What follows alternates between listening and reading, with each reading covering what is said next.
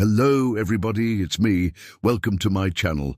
Thank you so much for being here. I have a very interesting video for you today. And no, it has nothing to do with Ukraine.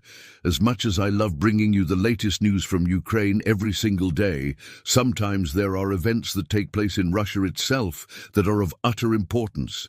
Today is one of those days. Russian opposition leader Alexei Navalny has published Vladimir Putin's kill list. Yes, an actual list of individuals who have either opposed Putin or simply disagreed with him and have found themselves on the Kremlin's hit list. This list was allegedly obtained by Mr. Navalny through his sources inside the Federal Security Services, FSS and FSB. He said that he got the confirmation from two different sources that these are real hit lists. The opposition leader said that this is not a complete list, and there are probably many more names on other lists that have not been leaked yet.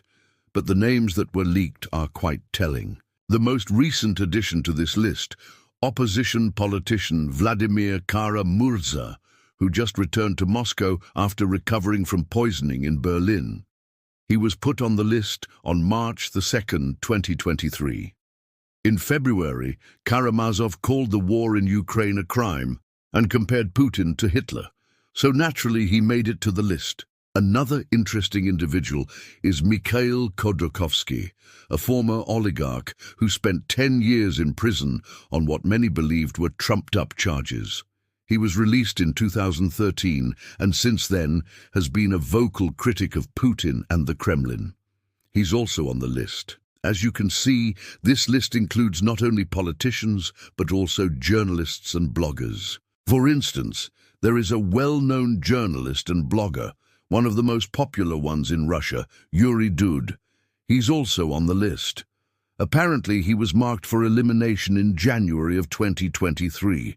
There is no particular reason provided. Interestingly enough, in January, another journalist, Sergei Gurkin, who used to work for RT and Russia Today before becoming a war correspondent and then leaving the state-run media in protest of the war in Ukraine, he was also allegedly poisoned. So it appears that the Kremlin is not just compiling these lists, but they are actually acting on them. Mr. Navalny said that all of those whose names appeared on the list have received credible threats from the security services or their representatives, so they are acting on the list. But why? Why now?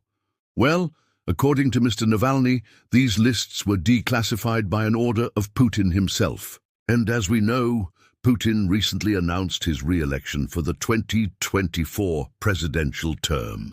So he wants to get rid of any opposition before the elections.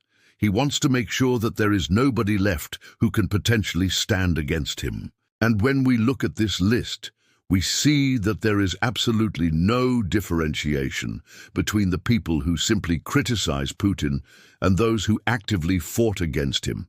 So clearly Putin is not looking to compromise. He's not looking to negotiate. He wants to eliminate anyone who ever opposed him.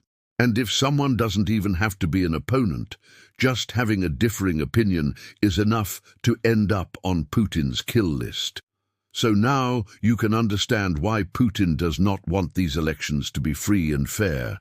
And given the fact that he's eliminating anyone who disagrees with him, whether they are domestic or foreign, it becomes clear that there is no place for democracy in Putin's Russia. His ultimate goal is to become a dictator for life, and he will stop at nothing to achieve this goal.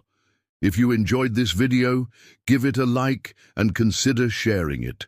Subscribe to my channels. I would love to have you back for my next one. And if you enjoy reading, find me on my blog. I'll see you in my next one tomorrow. Have a great rest of your day. Bye for now.